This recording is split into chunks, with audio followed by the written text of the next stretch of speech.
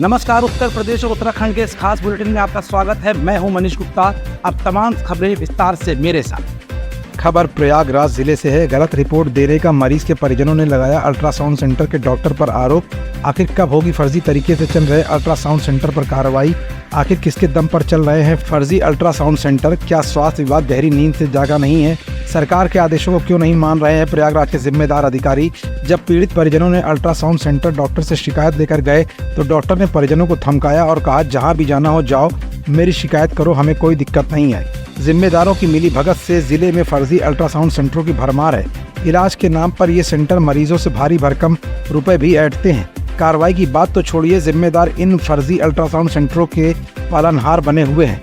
बीते महीने में झूसी क्षेत्र में अंदावा में हर्षित अल्ट्रासाउंड सेंटर से मरीज को दी गई गलत रिपोर्ट। बता दें कि संचालक और डॉक्टर दोनों आधिया हॉस्पिटल के ही बताए जा रहे हैं। बता दें कि बीते 23 जून को राम सिंह की तबीयत खराब हो गई। पेट में तेज दर्द होने के कारण परिजनों ने शांति हॉस्पिटल रहीमापुर ले गए, जहां डॉक्टर ने USG एब्डोमेन कराने की सलाह दी। परिजन राम सिंह को हर्षित अल्ट्रासाउंड सेंटर अंदावा लेकर पहुंचे। वहां राम सिंह की जांच कराई गई। जांच रिपोर्ट लेकर डॉक्टर को दिखाया तो डॉक्टर ने बताया कि जांच रिपोर्ट के अनुसार बिल्कुल कुछ नहीं हुआ है, सब कुछ नॉर्मल है। इसके बाद डॉक्टरों ने दवा लिखकर परिजनों को घर ले जाने की सलाह दी। परिजन दवा लेकर मरीज को घर लेकर आ गए। घर पहुंचने के बाद राम सिंह की तबीयत खराब होती चली गई। परिजनों ने मरीज को लेकर 25 जून को आशीर्वाद हॉस्पिटल पहुंचाया। डॉक्टर की सलाह के बाद 26 जून को कृति स्कैनिंग सेंटर में जांच के लिए भेजा गया। कृति स्कैनिंग सेंटर में जांच के बाद पता चला कि पेशेंट के पेट में अपेंडिक्स फट गई है। यदि सही समय पर ऑपरेट नहीं कराया गया तो पेशेंट का बचना भी मुश्किल हो जाएगा। परिजनों ने डॉक्टर की सलाह पर ऑपरेट कराया, तब जाकर पेशेंट की किसी तरीके से जान बच पाई। परिजनों ने बताया कि गलत रिपोर्ट की वजह से पेशेंट की काफ़ी आर्थिक और मानसिक क्षति हुई है, जिसकी शिकायत राम सिंह के पुत्र द्वारा संबंधित अधिकारियों को की गई, लेकिन कोई कार्रवाई नहीं होने की वजह से परिजनों को कोर्ट का सहारा लेना पड़ा। आखिरकार कब तक अपने मुनाफे के लिए गरीब लोगों की जान के साथ खिलवाड़ किया जाएगा? प्रयागराज के उच्च अधिकारी इस मामले में अभी तक कोई कार्रवाई नहीं कर रहे हैं। ये चिंता का विषय है, यही सबसे बड़ा सवाल भी है। कार्रवाई करनी हो, जाके उसको करो। हम खुद सर्जन हैं, हमें पता है इस बारे में। जो मर्जी जहाँ कोर्ट जाना हो वहाँ हम जवाब दे देंगे। जवाब दे देंगे ना? अरे 100% देंगे। ठीक है, रीड कर रहा हूँ आपको। आप आइए, स्वागत है आपका, आइएगा। आप जैसे मर्जी हो जहाँ। अरे आप तो बिल्कुल, आप क्या कौन है? कोर्ट भी कुछ नहीं कर पाएगा। देखेंगे ना, उनके सर्जन हम है ना, हम अपेंडिक्स सर्जन आप जो आप बता रहे हो वही तो समझना चाह रहे हैं। सर 2 मिनट समय दीजिए, अकेले में आपसे बात। अरे अकेले नहीं, सबके सामने बोलो, क्या बोलना चाह रहे हैं? बोलना ये है सबके सामने कि आप फर्जी तरीके से अल्ट्रासाउंड करवाते हैं, जहाँ जिसकी वजह से मेरे बड़े पिताजी की जान जा सकती थी, तो जान जा भी सकती है, क्योंकि हालत नाजुक है। अगर कुछ हुआ तो आप जान लीजिए। मैं 5वीं फेल हूँ। जी हाँ। अपेंडिक्स के बारे में कितना जानते हो? मैं डॉक्टर नहीं हूँ, जितना आप जानोगे। आप सर्जन हो, मैं नहीं जानूंगा। आपके विभाग का मामला आती है। हमारी बात सुनिए, तो फिर हम छूट दे रहे हैं ना, जहाँ आपका जवाब है हम देंगे ना। आपको छूट देने से थोड़ी नहीं है कि आप छूट देंगे तभी जाएंगे, नहीं। खबर मुजफ्फरनगर से है।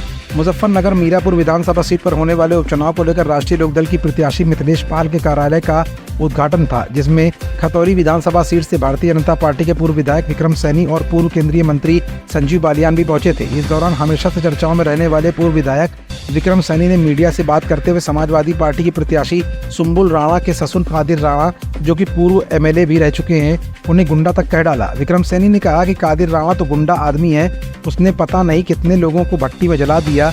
एक बार उसकी फैक्ट्री पर छापा पड़ा था, उसमें जो जई वो सैनी था। कादिर राणा ने उसको मेरठ में बाग में स्थित पेड़ पर टंगवा दिया था। ऐसे व्यक्ति या उसकी पुत्रवधू को वोट देना समझो अपराध को वोट देकर बढ़ावा देना है। विक्रम सैनी की माने तो मिथिलेश पाल जी भाजपा लोकदल गठबंधन की प्रत्याशी हैं। उनके कार्यालय का उद्घाटन हो रहा है, उसमें सभी लोग पहुंचे हैं। हम यहाँ चुनाव लड़ा रहे हैं, हमें क्या मतलब, वहाँ जो बदमाश हैं वो जेल जाएगा, गोली भी लग सके तो लगे, लेकिन चुनाव है, हम यहाँ चुनाव जिताने के लिए आए हैं। चुनाव जीतेंगे, बहुत अच्छी वोटों से जीतेंगे। हमारी प्रत्याशी बहुत भली प्रत्याशी हैं, पहले भी विधायक रही हैं, कोई विरोध नहीं रहा। एक तरफ जीत है। देखो भाई, कादिर राणा तो गुंडा आदमी है, पता नहीं कितने लोगों को भट्टी में जलवा दिया उसने।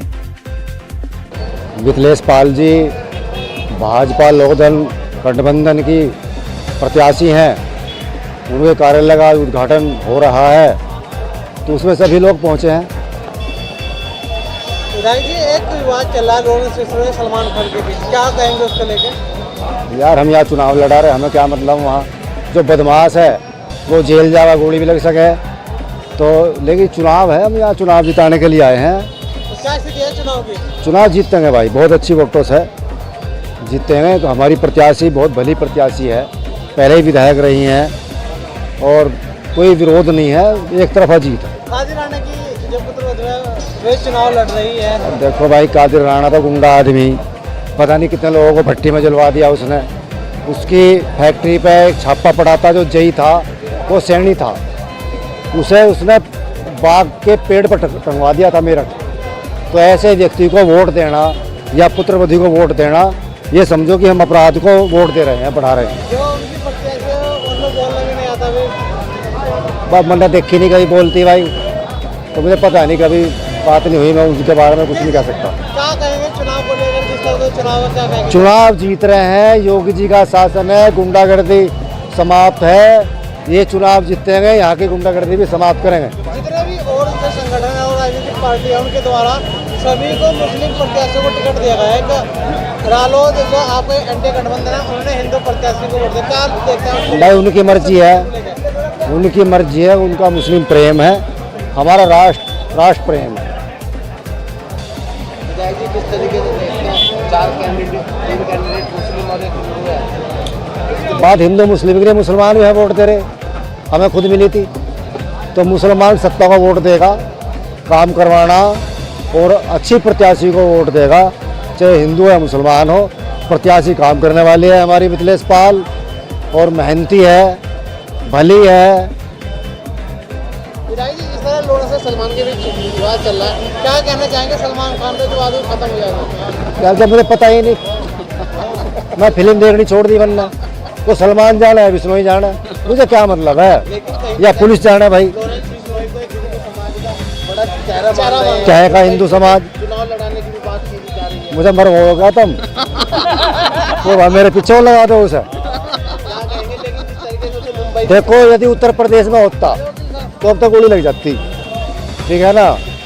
अब वहाँ है तो वहाँ की पुलिस जाने, यहाँ हम जाना है, वहाँ पुलिस। लेकर क्या कहेंगे? चुनाव हमारा जीत रहे मिथिलेश पाल, पता नहीं कहाँ की बात घुमा के लाओ। सबसे पहले तो मैं मीडिया का धन्यवाद करना चाहती हूँ।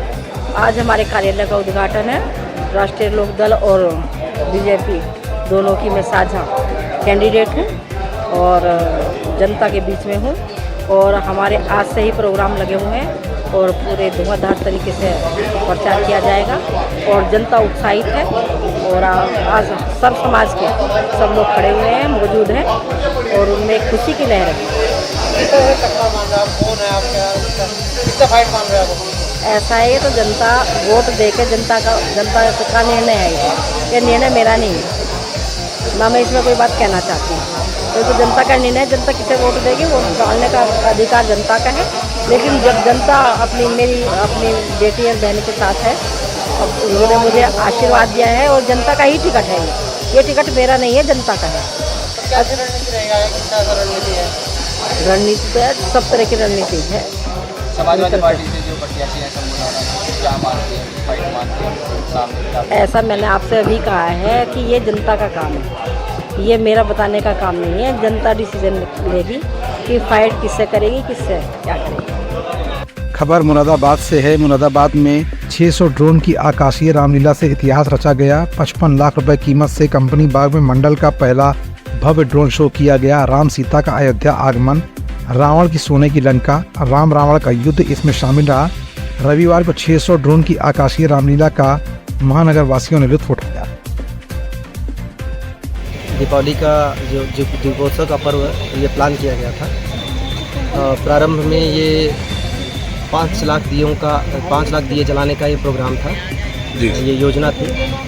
और उसके बाद ये भी था कि मुरादाबाद के मुख्य वार्ड्स में मुख्य जगहों पर ये किया जाएगा, पर लोगों की मांग को देखते हुए हर एक वार्ड में इसको फैलाया गया। और अभी जो संख्या अभी तक ज्ञात हुई है 7.5 लाख के करीब दिए जलाए गए। जी सर। दिए मूल रूप से दीपावली के केंद्र बिंदु में होते हैं, जिसका उद्देश्य है प्रकाश फैलाना। और सिर्फ दिए से ही दीपावली की मूल भावना जाहिर होती है। वैसे तो रोशनी फैलाने के लिए बहुत सारी चीज़ें हैं। अब विद्युत के आ जाने के बाद से तमाम तरीके की रंगीन रोशनी देने वाले तमाम साधन मौजूद हैं, पर दीपावली में दीपावली का मूल है जो समाज को जोड़ने के लिए, लोगों को जोड़ने के लिए, बेसिकली जो उद्देश्य है कि साफ़ सफाई हो अपने घर में ही नहीं, आसपास भी, और फिर सब जगह दिए जलाए जाए। प्रकाश फैलाने का पर्व है और दिया उसके लिए एक उसके केंद्र में होता है जहाँ पर मिट्टी से जुड़ता है, कुम्हार से जुड़ता है, किसान से जुड़ता है, कुटीर उद्योगों से जुड़ता है। एक दिए में देखेंगे तो पता नहीं कितने सारे संदेश हैं। उसके साथ ही पर्यावरण के बेहतरी से भी जोड़ता है। इन सारी चीज़ों के साथ अब ये आवश्यक हो गया था आज के दौर में कि नई पीढ़ी को इससे जोड़ा जाए, क्योंकि अभी दीपावली को सिर्फ और सिर्फ पटाखों से जोड़ दिया जाता है, जबकि वो मूल भावना में नहीं है। मूल भावना में पटाखे लोग अपनी खुशी जाहिर करने के लिए करते हैं। वो जितना जो करते हैं उसके साथ जो त्यौहार की मूल भावना है उसके साथ जुड़े। आज का जो दीपोत्सव किया गया, मुझे उम्मीद है कि इसके बाद जो नई जनरेशन है जो त्योहारों की मूल भावना को अभी तक आत्मसात नहीं कर पाई है या फिर उसको छुट्टी समझती है, उस मूल भावना से जुड़ेगी। दीपावली पर दियों का और साफ़ सफाई का महत्व समझेगी और आगे आने वाली जनरेशन, आगे जो समय आने वाला है उसके लिए क्या बेहतर है, क्या मजबूत करने के लिए करना है, उससे जुड़ेगी। ये संदेश साफ था। आज के लिए ड्रोन का शो भी किया गया और उस ड्रोन शो को इसी से जोड़ा गया कि दीपावली की पृष्ठभूमि को रखे कि लोगों को पता है कि जब भगवान राम अयोध्या वापस आए थे तो उस दिन दीप जलाए गए थे और खुशियाँ मनाई गई थी। वो उससे लेकर और विभिन्न स्थलों पर, ये धर्म से जुड़ा हुआ नहीं है, हमारे संस्कारों से जुड़ा हुआ, हमारे समाज से जुड़ा हुआ, हमारे पर्यावरण से, हमारी पीछे की जनरेशन से जुड़ा हुआ एक वैज्ञानिक त्यौहार है। तो उस मूल भावना से जोड़ने का प्रयास किया गया, लोगों को एक सूत्र में जोड़ने का। ये पहला शो था, ड्रोन शो। लोगों ने काफ़ी इसको सराहा, काफ़ी लोग इस भारी संख्या में आए भी, और जैसे जैसे आगे आने वाले समय में हम और बेहतर तरीके से लोगों को जोड़ने का प्रयास करेंगे। मुझे उम्मीद है कि जल्दी ही ये लोगों का दीपोत्सव होगा और लोग इसमें खुद ही भागीदारी करेंगे। सर, कितने दिए जलाए गए कमरी बाग? यहाँ पर अलग अलग स्थानों पर, यहाँ पर मुरादाबाद में दिए जलाए गए हैं। जो कुल दिए हैं वो 7.5 लाख है और उसमें सबसे महत्वपूर्ण चीज़ लोगों की भागीदारी है, क्योंकि एक एक दिए जलाना ये कुछ लोगों का काम नहीं है। जब तक जो लोग स्वतः ही आकर इससे नहीं जुड़ते, ये संभव नहीं था। मुझे खुशी है कि लोगों ने इसमें भागीदारी की, उसमें से भी ज़्यादा नई जनरेशन ने इसमें भागीदारी की और इस दीपोत्सव को सफल बनाया।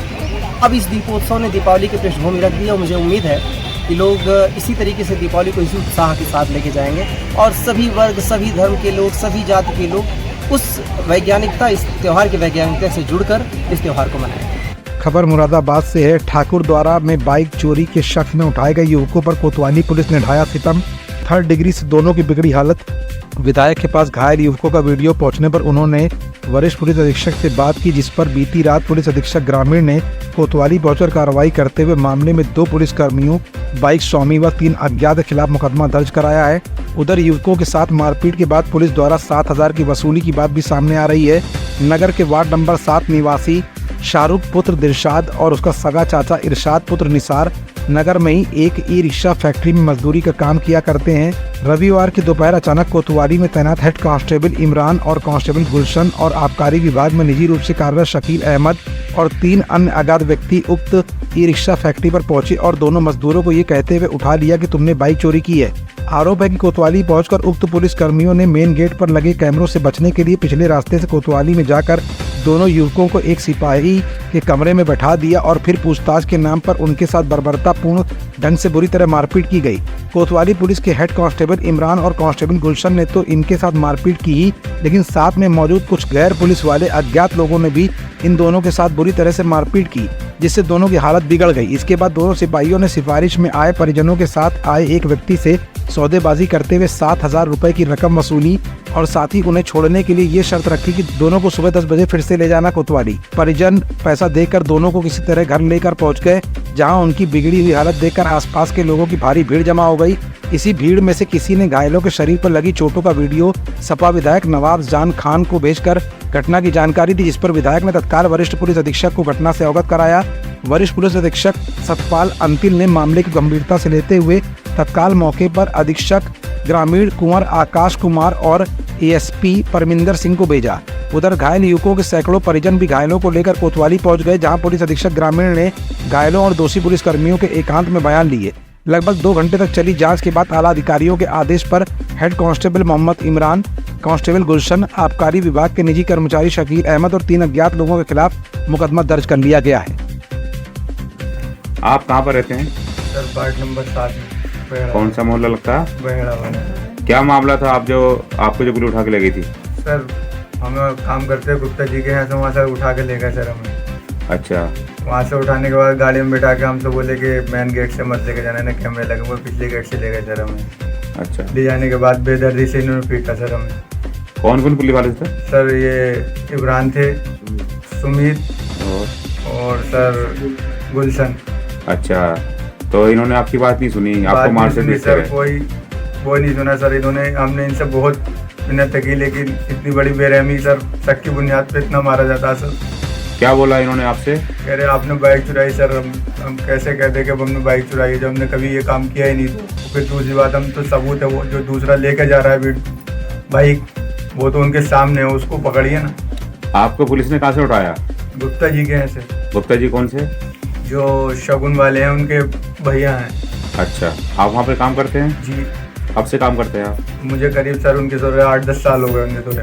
अच्छा, आप थाने में गए थे तो आपने शिकायत करी आला अधिकारियों से? और तो नहीं सर, मुझे जाने नहीं दिया कमरे में से वहाँ से। अच्छा। लेकिन और भी लोग थे वहाँ पे, आने हुए थे, वो भी टॉर्चर कर रहे थे। मैं उनसे कह रहा था सर, मारा था उन्होंने भी कि सर बहुत कोशिश करी मैंने उन्हें समझाने की, लेकिन मेरी बात उन्होंने नहीं। अच्छा, आप क्या चाहते हैं? सर इंसाफ चाहते हैं। अच्छा। मुरादाबाद के एक ठाकुरद्वारा थाना में एक अभियोग पंजीकृत हुआ है कुछ पुलिसकर्मियों के खिलाफ, क्या पूरा प्रकरण? देखिए, कल रात में थाना ठाकुरद्वारा पे एक सूचना प्राप्त हुई है। इसमें 2 व्यक्ति हैं, एक है इरशाद और शाहरुख। ये दोनों ई रिक्शा फैक्ट्री में काम करते थे। इनको ठाकुरद्वारा में एक जो हेड कांस्टेबल हैं इमरान, वो लेके जो मोटरसाइकिल चोरी के मामले में इनको थाने पे लेके आया गया और इनके साथ जो है मारपीट की गई, गाली गलौज की गई। जब ठाकुर ने प्रारंभिक जांच करी इसमें तो ये पाया कि इमरान जो है वो लेके इन लोगों को आया था एवं थाने में इनके साथ में मारपीट करी गई है। थाना ठाकुरद्वारा पे इसमें एक अभियोग पंजीकृत किया गया है एवं इसमें 2 जो पुलिसकर्मी हैं, एक इमरान और गुलशन, उनके खिलाफ है एवं एक प्राइवेट आदमी है शकील और 2-3 अन्य व्यक्ति हैं, उनके खिलाफ में मुकदमा दर्ज किया गया है।